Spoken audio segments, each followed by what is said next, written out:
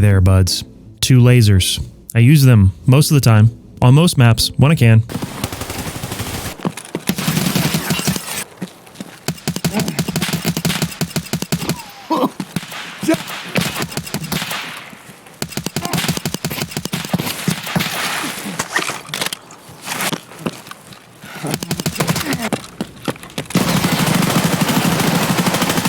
So let's start from the most basic to the most advanced. First, why hip fire at all? Hip firing in Tarkov is OP. And I hate being that guy. Oh my god, he said hip fire. Actually, in Tarkov, it's called point fire because your gun is shouldered. In Tarkov, your gun is shouldered at all times. So technically, it's point fire. It's not hip fire.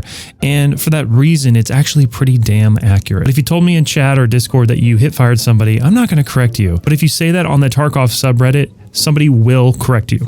I can almost guarantee it. Point fire is so OP in Tarkov for many reasons. Number one, you don't actually have to aim down sights. So that saves you time. You don't have a sight that's blocking your vision.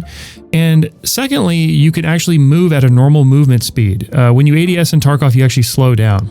So there's that. And even if you have really good hardware, if you ADS with an optic, even if it's a 1x, you'll have significant frame drops on maps like Lighthouse and Streets. So with point fire being so good, you know, intuitively you can understand why you'd want a flashlight maybe in a dark map or inside a dark building. But why the lasers? When you're moving and shooting in Tarkov, there is sway, especially when you're changing directions. You have a huge advantage when you can actually see your sway go left and right and actually see whether it's on the target or not. In addition to that, you get a 10% accuracy bonus when you're point fire when you have a flashlight or laser turned on while you're shooting. This is why it was so common in the past to see people running IR spotlights. And this was before they actually were added to the game where it actually worked with night vision, but people would run them and have them on in daytime just for the accuracy bonus if they didn't want an actual laser. They wanted that bonus. So with all that being said, why 2 lasers then? So I'm a photographer by trade. I could get into color theory and all this, but without getting too into the weeds, essentially, sometimes blue shows up better and sometimes red shows up better. And sometimes having them both allows you to identify where you're shooting quicker than just having a single red laser or a single blue laser. So check out this clip. So we're watching this in half speed. We're taking damage, so we're getting all the effects there. We have camera recoil. We have a flashlight interface. I have a flashlight on him. We have reflective surfaces. And it's situations like this that I'm glad I have a flashlight and I'm glad I have that blue laser on there to help me out a little bit. And sometimes you want to use a flashlight in combination with the laser. Either you want to blind your opponent or you want to be able to see your opponent. And I find that the red laser that comes with the flashlight is hard to see most of the time.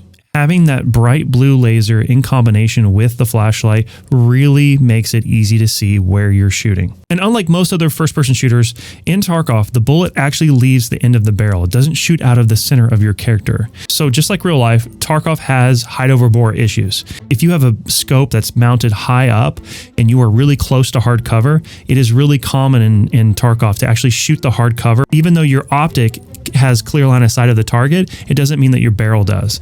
And so the actual lasers on the side of the gun actually suffer from some height over bore issues. And this effect is accentuated when you're really close to the target. As you get further away from your target, where the laser is pointing is most likely exactly where the bullet's going to hit. However, when you're up close, this isn't necessarily true. So having a laser on either side of the barrel helps you split the difference and kind of be aware of when you're having a height over bore issue. And like everything in Tarkov, little tiny advantages add up. They are cumulative. So this is just one thing that you can do to be slightly ahead and have an advantage in some situations.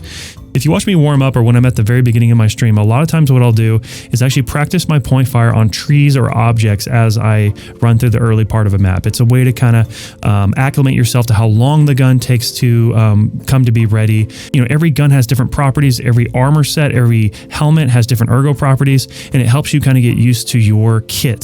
And so what I'll do is I'll go around, I'll pick targets as I'm running through, usually trees, and I will try to pretend like where is head level? How would I have to point if someone's up above me? You know, where would I have to put it if they're down below me? How would I snap to that target and get used to the sway, maybe even walk left and right a little bit and kind of get acclimated to the gun.